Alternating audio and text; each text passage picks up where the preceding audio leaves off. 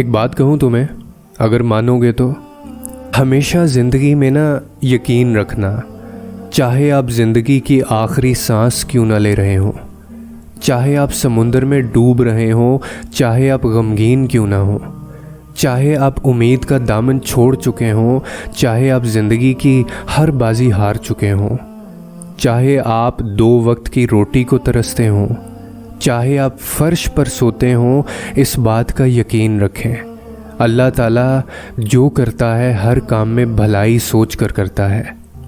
اور یہ سب تو آزمائشیں ہیں۔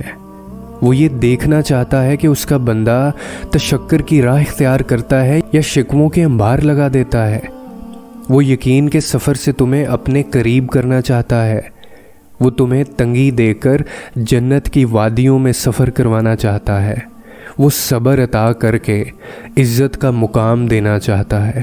اسی لیے ہر حال میں یہ یقین رکھیں کہ اللہ تعالیٰ سب سے بہتر کرتا ہے اور کرنے والا ہے، جیسا اس نے یوسف علیہ السلام کے ساتھ کیا۔ حضرت یعقوب علیہ السلام کو صبر دے کر ان کو آخر میں بشارت دی۔ ان کا یقین تھا خدا کی ذات پر، جس کی بدولت اللہ تعالیٰ نے ان کی سن لی۔ ایسے ہی آپ بھی کوشش کریں کہ یقین کی راہ سے کبھی مت ڈگمگائیں، بس الحمدللہ کا ورد اپنے لبوں پر جاری رکھیں۔ بہت خوبصورت ہے اللہ سے محبت کا احساس۔ وہ آزمائے گا تمہیں تکلیفیں دے کر، وہ آزمائے گا تم سے کسی خاص کو دور کر کے۔